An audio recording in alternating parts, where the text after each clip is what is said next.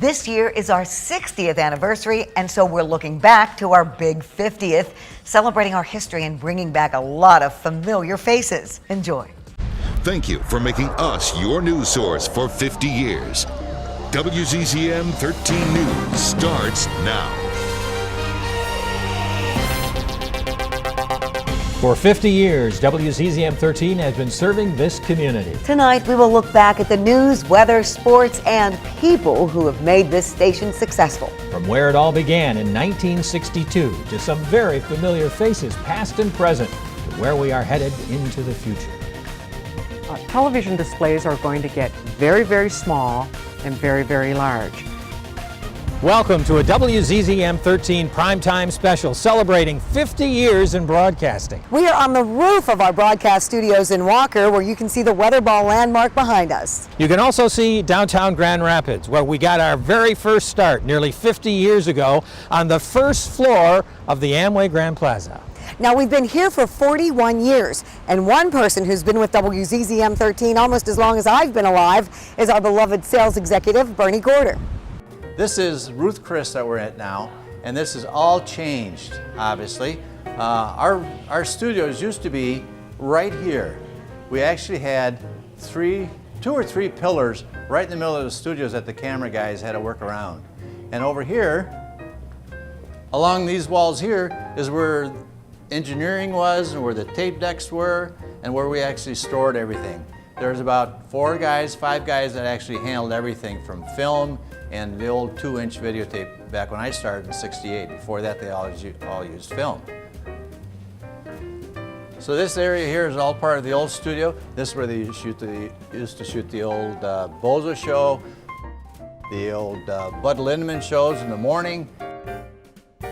Thanks, Bernie. You know, Lee, Bernie's been with WZZM 13 for nearly 45 years. That is truly amazing. But you know what? If you combine the years we've been here, 55 years broadcasting at this station. That's a lot of time as well.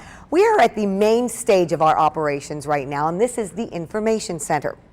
Look at this amazing vintage footage of the old newsroom. It was basically the size of a closet, really, with the old typewriters and telephones.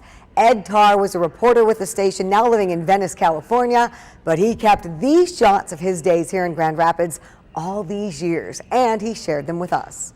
Well, the newsroom, of course, was small compared to our very large information center now, because the studio space was used for local programming like Romper Room and Uncle Johnny's Workshop, and of course Bozo the Clown, which the station broadcast very proudly on our airways every week for 30 years. Let's take a moment and talk about the first broadcast day for WZZM 13, November 1st, 1962. We were the new kids in town.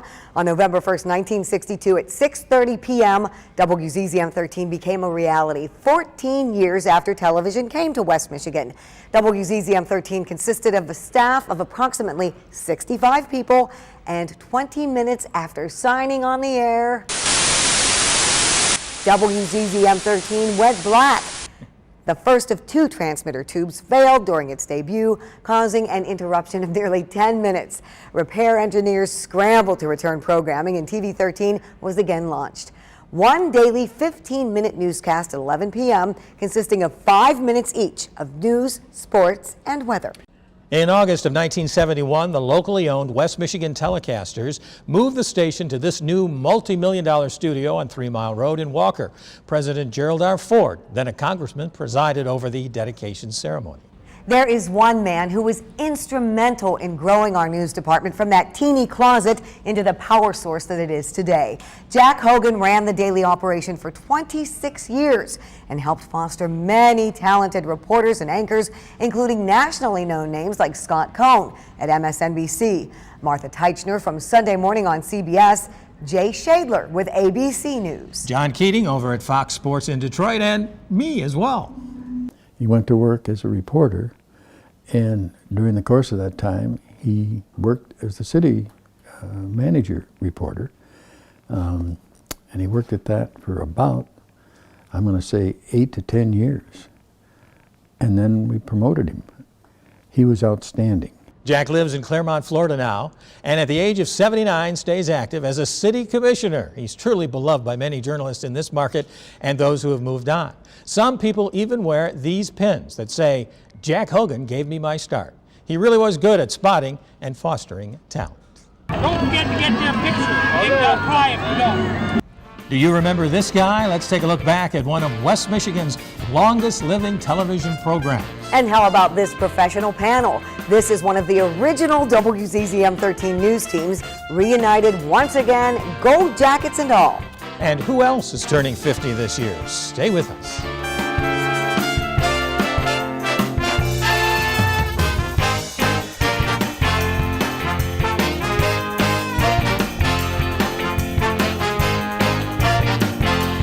Been with WZZM since 1974. Still here. With WZZM since 1986. Dang. Back in 1986, I had hair.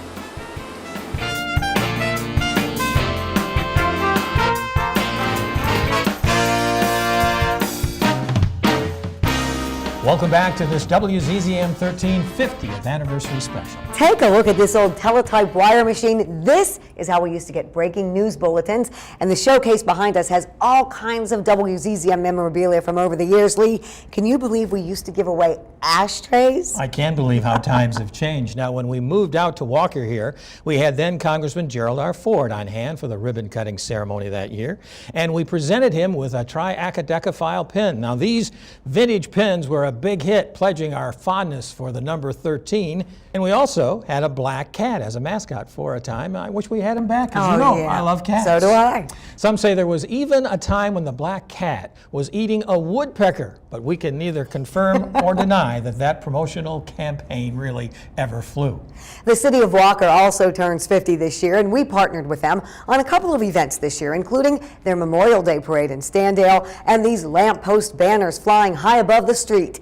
We also put up this big bridge banner on Alpine Avenue, giving a salute to our joint golden birthdays. West Catholic High School is also 50 this year. And Meyer Thrifty Acres, the original Meyer store, of course, first opened in Greenville in 1934, but the first super center big box store with acres of merchandise, first debuted in 1962. We have been celebrating our 50th anniversary all year long, and our Retro Anchorman reunion helped us relive some great broadcasting moments and I think create some new ones. Your feet aren't touching the floor, so I just want to... They never do. They never touch the floor. We had two sets of anchor teams. The first was an original news group that worked together for many years. Barry Shanley made his return to our airways, along with myself. We were kind of bookend by longtime West Michigan's chief meteorologist Craig James and sportcasting great Sam Hooks. From the start, the chemistry of days gone by returned instantly. The ribbing and cajoling was nonstop. Our second anchor team returning home, West Michigan native Guy Gordon, who is still working in broadcast news in Detroit and took time to be with us, along with Mary Eileen Lyon and John Keating, now working with the Tigers and Red Wings at Fox Sports. And of course, our longtime West Michigan nice guy, Dave Whitford, at the Weather Map. We've also had a lot of former WZZMers live in studio as well. This mixed group of both on and off camera talent brought back many memories and stories about how things used to work in the news gathering and sales business. Tense moments waiting for your film to be processed in time for the 6 o'clock news, or how difficult and even comical live broadcasting can be. Great to see everyone back in the studio, and they seem to really enjoy touring the building and seeing how much everything has changed. Thanks to all of them for sharing their time with us over this past year. Our 50th anniversary celebration has been in the works now for over a year, and when we started, we had no idea how quickly it would catch fire and spread. As soon as word broke in January with our launch, a WZZM 13 Veterans page quickly followed on Facebook, and everyone, past and present, jumped on board, sharing more stories and vintage pictures and film footage. A huge reunion dinner party was organized and took place this past summer. We packed into Amore's restaurant on Alpine Avenue and laughed out loud for hours on end.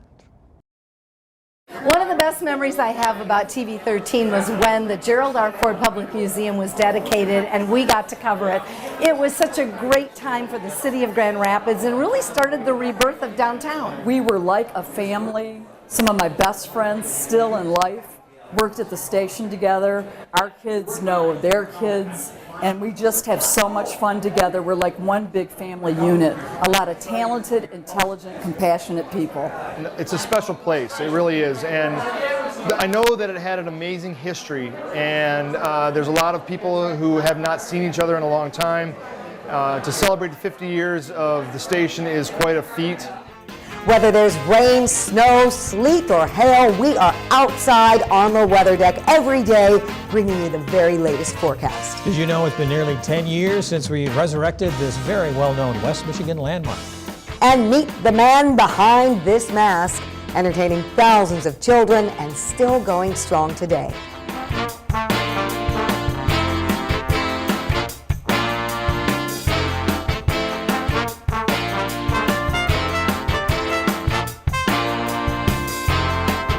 With Channel 13 since '77. With WZZM 13 since 1970. With WZZM since 1976.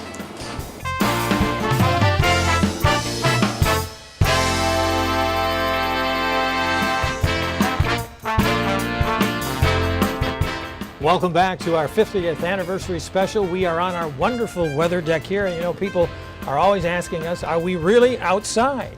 And the answer is yes, we are, except if there's lightning, because we want to keep our chief meteorologist around safe and sound for another 30 years, which is how long he's been here. This big tree in the background makes a big lightning attractor, and we don't want to be out here for that. Lee and Juliet, we're surrounded by some of the old retro weather maps that we used to use here in West Michigan. Now, the weather map to my left, I did not use when I first got here, but this is a magnetic weather map. This was first used by David Compton when he did sidewalk weather at the Pantland Hotel down in downtown Grand Rapids, and they would just place the little markers on the screen just like that, and that's how they did weather. Now over here to my right, we have the magic marker maps that I used when I first got here about 30 years ago, and we would just draw on the maps just like this, and we would pre-produce all of these. And then we would show these on the air at 6 and 11 o'clock. Now you may know we introduced the first weather radar to West Michigan in the 1960s and the first colorized radar in the 1970s.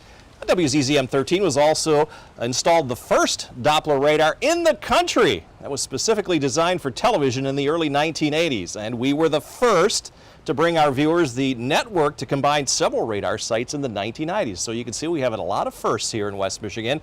Earlier this year, we upgraded to dual pole radar, which is the latest technology available. And we can't forget about the 13 weather ball, can we?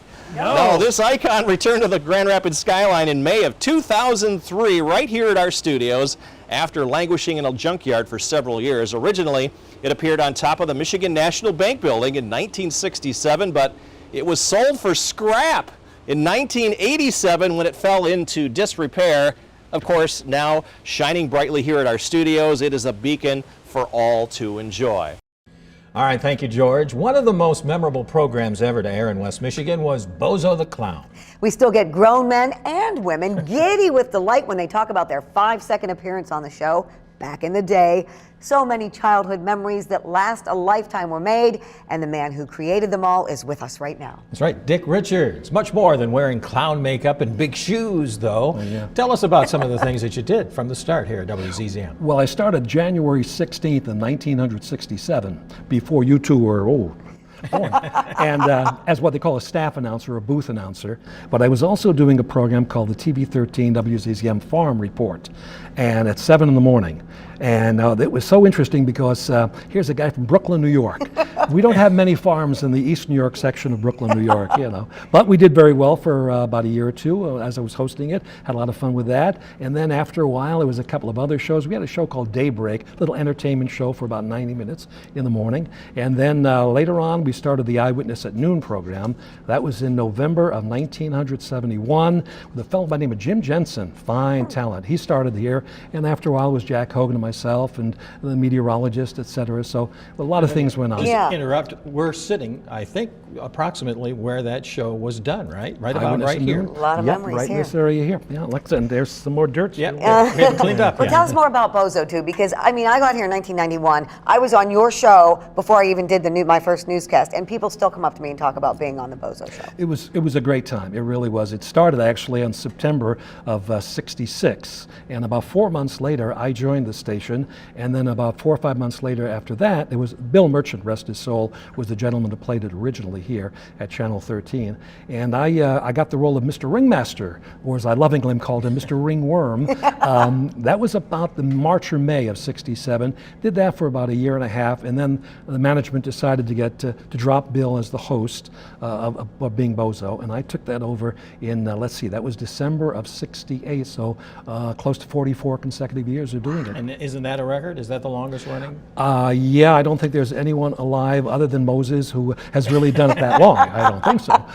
I knew Mozo when he wore short pants. It was that many years ago. And of course, everybody remembers you also from the MDA telethons. Oh, that was great. Great time. And that was such a huge response here at WZZM when we did them here. Yeah, for many years. We actually took that over from another station in 1978 and lasted for many, many years, till the late 90s. And it was a lot of fun, and the amount of stuff that we could do for the community and the community did for the station, that was a godsend. We hope you will continue to bring this silliness to all of our lives. Thank you, Dick Richards. Thank you. No, thank you, Levian. And thank you, Julie Grace. You're welcome. With WZZM since 1983. Technically yours since 1980.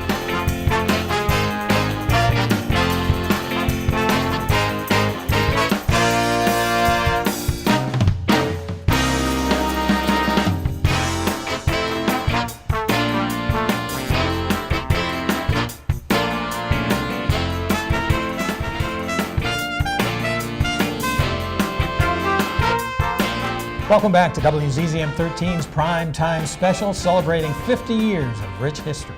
In 1997, WZZM 13 was purchased by Gannett. The USA Today newspaper giant has poured millions of dollars into our building with technical updates, new studio sets, a fleet of news vehicles, and of course talent both on and off camera. We've got over 100 employees at our station working to bring you the very latest news, weather, and sports. We also pride ourselves on being good neighbors and community leaders with our outreach programs like Food for Families and Toys for Tots.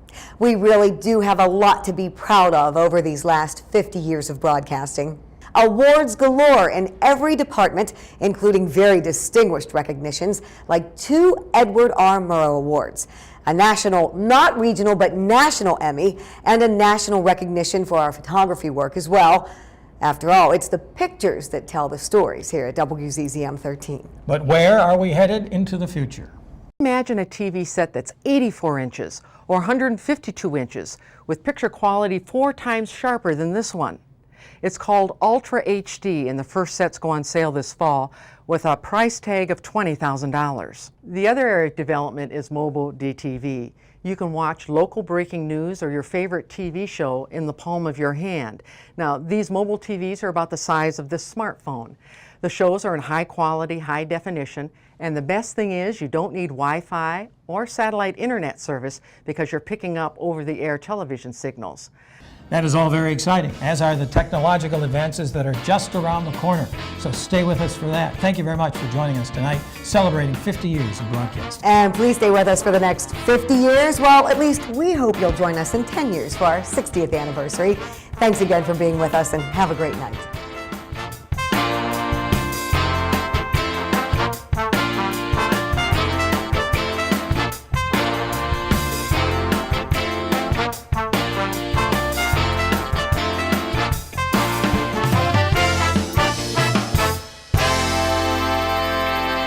Thank you for reminiscing with us in the 13 Vault. We hope you'll come back again for more travels through the tapes in the 13 Vault.